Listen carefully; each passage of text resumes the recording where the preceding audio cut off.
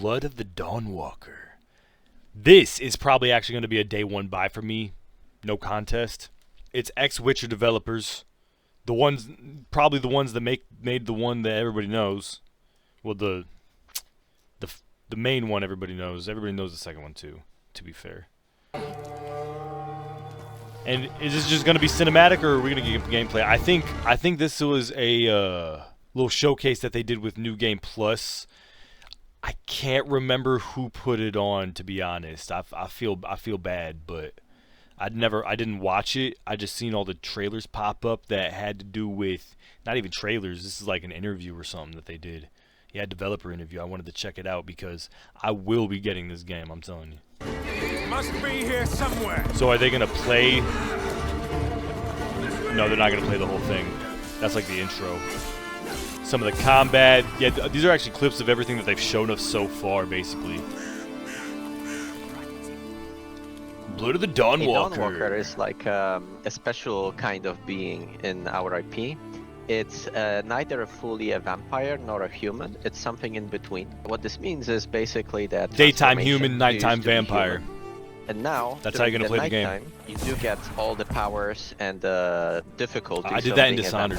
So you get the blood craving and That'll so on. Fun. But during daytime, these powers are dormant, and you still have to eat. You have all the weaknesses of a human, right? But also the perks. Am I gonna have a of hunger human. bar, One man? of the I things actually that hope not. Is unique to humans in our IP. I've probably being asked able this to use before, magic, but so casting spells. he said you'll have to eat. Dawnwalkers are not very commonplace. People hate us. So you as a Dawnwalker are kind of special in this regard. People hate me because I'm vampire. Vampires hate me because I'm people. That have immediate impact on the character development are you have to feed on, either animals or humans on blood suddenly, right? So you get these we're feeding on cravings, humans for sure. These, like, weird, absolutely, we want the delicacies that you didn't have as a human. Tries so to he like distort the religious beliefs in order to install himself as a savior of the valley. He's talking about Baldy.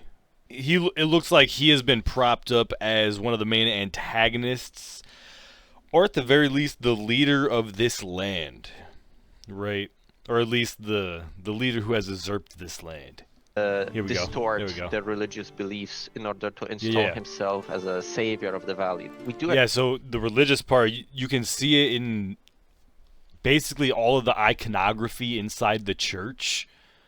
They've been replaced with vampires, but using the same exact symbolism. They put the disc right behind their head, where, as in stuff like Christianity, was a gold disc that would be behind their head.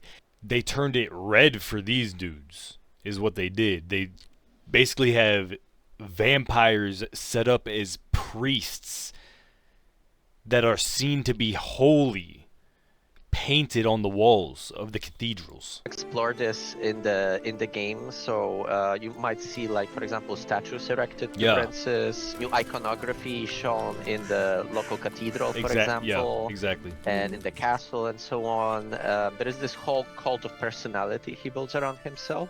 So he basically shows himself as something better than the old order, right? We do have a mechanic tied to. And they're not talking about the player; they're talking about the antagonist across the valley. And Brensis puts a lot of attention to. Am I going to be able to cancel out fall damage with that move? These do have a functionality. I'm gonna test it. One of the things we wanted to achieve in this game is to have Brensis being this active antagonist. In a lot of games. I'm going to be an active antagonist. There to be defeated, but generally speaking, you have free reign, you do your own thing, and it doesn't really change much in how they approach you. In this game, what we wanted to do is to have Brensis react to your actions as you complete different activities. Is that the name of the town? As you maybe undermine his operations. No, and so on. That's the name of the town. It's kind of like his seal of approval. Exactly. So it's like, so basically the way you can think about it is like the more you do in the valley, especially if you undermine Brensis, you will gain notoriety. The more notorious you are, the more edicts Brensis will pass in order to thwart you. So for example, he'll like add guards and checkpoints and or like put a bounty on you. I really don't know. Might send out more soldiers to patrol roads and villages, right? Right. He might, in some extreme cases, maybe even initiate a lockdown of the city to basically hamper your ways of traversing it, right? So you have to a number of these be on the rooftops and everything. And each of them is designed to kind of twist and change the general open world gameplay. Well, that makes sense. It also has benefits. There are factions in the valley that dislike princes, so the more notoriety you gain, you know, the better standing with them you get. Like they I don't want notoriety with the fucking vampires. I know I might be one of them and utilizing their powers, but only to bring an end to them. Fuck them. And I will do horrible things to meet those ends. Absolutely.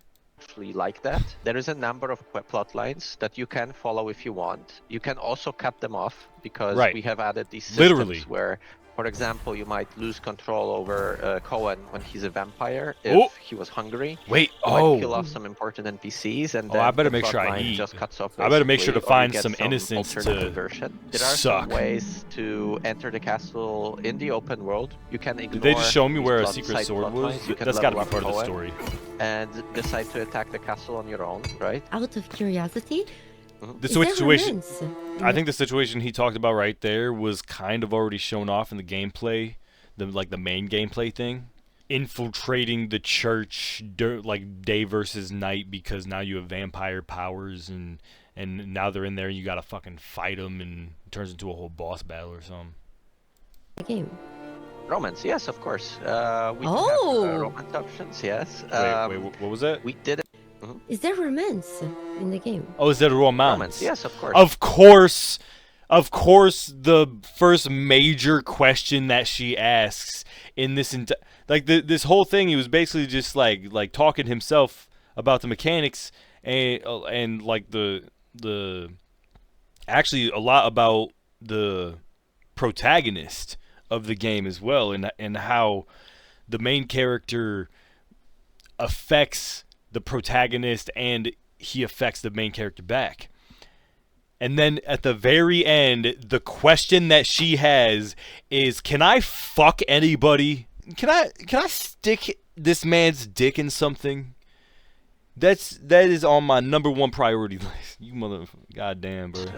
We have romance options, yes. Of course. We didn't delve deep into like with whom yet. Okay. And, I'll leave that for the future to talk about.